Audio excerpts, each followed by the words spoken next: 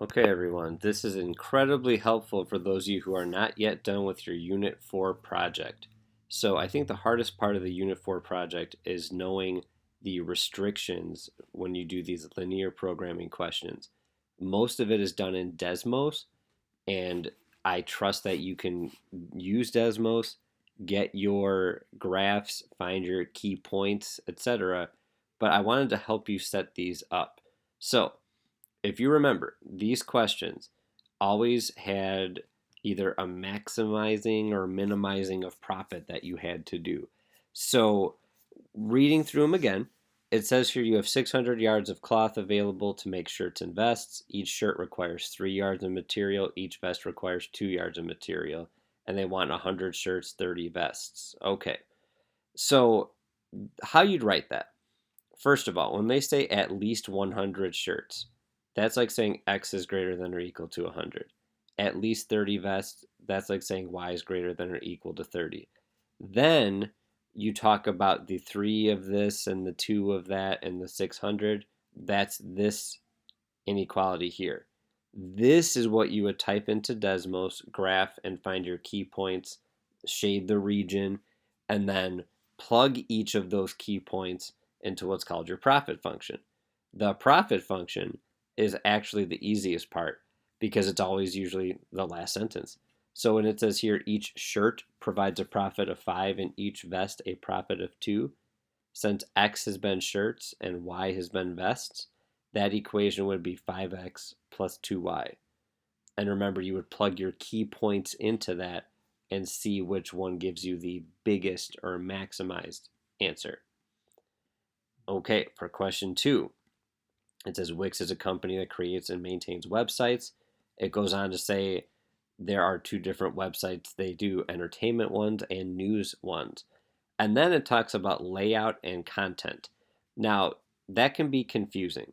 So basically, what we have to do here is make a system for layout, or an inequality for layout and inequality for content.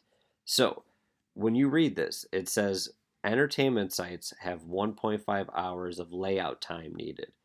I'm not even going to read the rest of that. I'm going to go to the next sentence, which says news sites have 1 hour of layout time. So now I know layout involves 1.5 and 1. That means that X has to represent entertainment and Y has to represent news because I've taken layout from each of those. Then later on, it mentions that no more than 12 hours can be used for layout. So that's why we have 1.5x the first time I saw layout, plus 1y the next time I saw layout, less than or equal to 12 because it says no more than. Now, content. Now we'll just look at the other parts of those sentences. Entertainment, 1 hour content. News, 2 hours content. No more than or at most 16 hours for content. So that's like saying 1x plus 2y is less than or equal to 16. And then in this case, x and y are both greater than or equal to 0 because we're assuming that they are making not negative websites, so they have to make 0 or more. So you would graph this region, find your key points where the lines here intersect one another, and then you're going to plug those in to your profit function. And again, your profit function, look at the last sentence,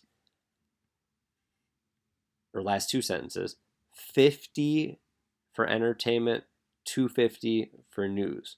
So that's like saying 50x plus 250y, and you're going to plug in those key points here and pick the maximized or biggest answer.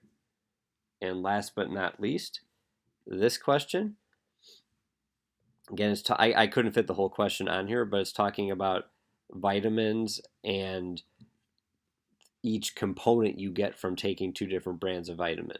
So one brand was Centrum, that was X. The other brand was Nature's Best, that was Y. And basically the things you're getting from these supplements are calcium, vitamin C, and iron.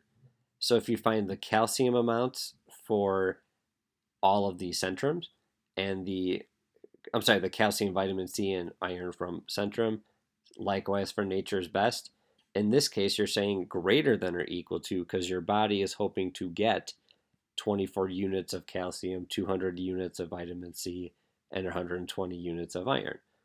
So these are the restrictions here. Now this is one we're trying to minimize cost. So you're going to have a region, you're going to find the key points where these separate inequalities intersect, and you're looking for the smallest number. You're trying to minimize cost. So again, I couldn't tell you everything because this is your project and you do have to do parts of it on your own. But I'm hoping that talking this through a little bit helped you remember parts of this, and giving you these restrictions to start with has helped you learn how to type these into Desmos and then go ahead and solve. Any questions, let me know. Best of luck.